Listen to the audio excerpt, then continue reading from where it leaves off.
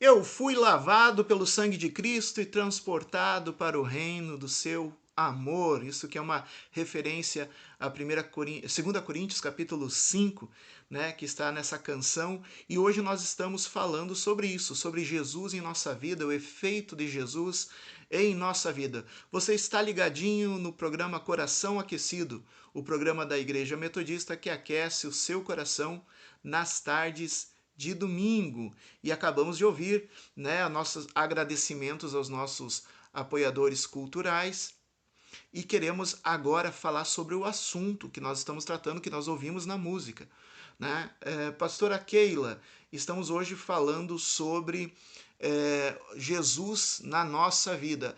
Geralmente a gente conhece Jesus a partir das escrituras sagradas, a partir do Novo Testamento, dos 4 evangelhos, Marcos, Lucas, Mateus, João, Atos dos Apóstolos fala de Jesus, as cartas falam de Jesus, o livro de Apocalipse fala de Jesus.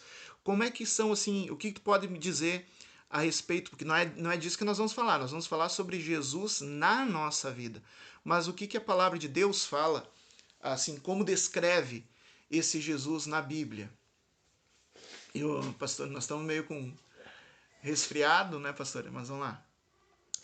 Bom, a Bíblia descreve ele como filho de Deus, descreve ele como alguém que morreu como mártir, descreve ele como bom pastor, como rei, senhor, soberano. É interessante a revelação que Apocalipse capítulo 1, até ali os primeiros capítulos de Apocalipse, do 1 até o 5, a forma com que ele se revela, a forma glorificada dele, como ele se revela a João, com olhos, não diz que são olhos de fogo, mas são olhos que fazem o mesmo efeito que o fogo. Imagina você estar com a cara no fogo, qual é o efeito? Então, são olhos que não tem como você, são penetrantes. O cabelo branco como a neve, a barba branca como a neve, isso significa pureza total, que ele está resplandecendo. Ele tem um cinto de ouro. Ontem eu estava estudando com um teólogo explicando no grego que só reis muito poderosos usavam cinturão de ouro. Ouro puro, ouro finíssimo, ouro totalmente refinado. Normalmente os reis usavam cinturões com pérolas e alguns tecidos especiais. E Jesus, ele é com cinturão de ouro. Superior aos outros reis, então. Né? E ele tem pés de bronze, pastor. Sabe o que é o bronze? Que eu não sabia disso, aprendi com um teólogo que estava estudando ontem. Que ele é. O bronze é pesado. Bronze é muito pesado. E para você levantar o bronze é muito peso. Então imagina se teus pés são de bronze. Você está caminhando com pés de bronze, são pés lentos.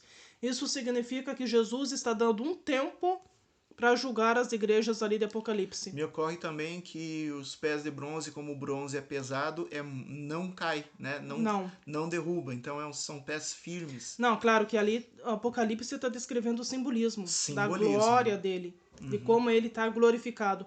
Mas tem pessoas que falam de Jesus. Ah, o menino Jesus. Não é mais o menino Jesus. Foi menino, deixou de ser. O É menino verdade. Jesus não existe mais. Ah, o pobrezinho que morreu na cruz. Não, ele não é um pobrezinho que morreu na cruz. Ele é Ele é um glorificado. ser glorificado, poderoso, que assim como você não pode focar o sol sem os teus olhos arder, ninguém pode olhar para ele sem ficar em êxtase, ninguém pode olhar para o rosto dele sem os seus olhos arder. Ele é um ser glorificado, ele não é mais o menino Jesus e ele não é um pobrezinho que morreu na cruz. E daí assim, falando do ponto de vista histórico, né, eu tava falando quando foi essa semana, e até na pregação de ontem, no culto online, eu tava falando, né, que não é apenas. E também semana passada a gente deu uma pincelada quando estava fazendo o programa de Páscoa, que não é apenas a Bíblia, pastora Keila, que fala de Jesus. A gente pensa que é só a Bíblia, né? Então o pessoal diz, mas Jesus foi inventado pela religião. Não.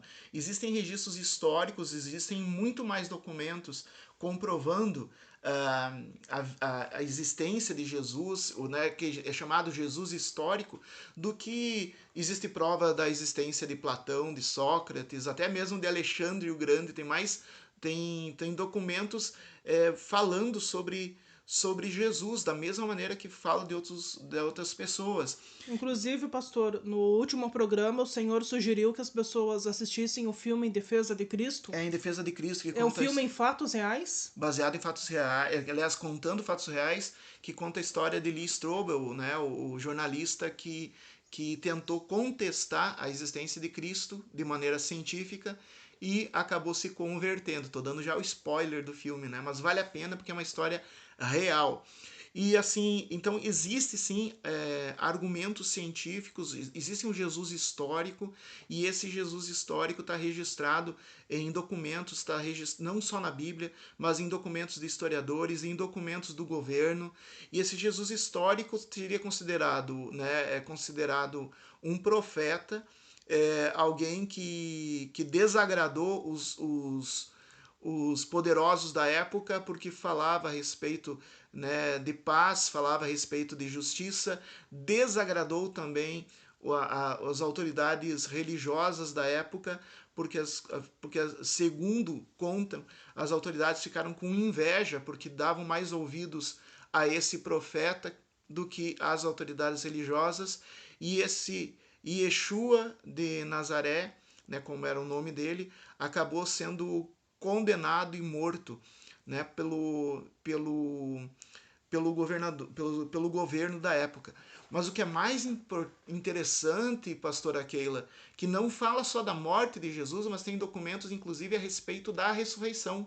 Documentos registrados, mais de 500 documentos, além, extra-bíblicos, além da Bíblia, né? A Bíblia também, mas mais de 500 documentos que retratam a ressurreição de Jesus como sendo um fato histórico.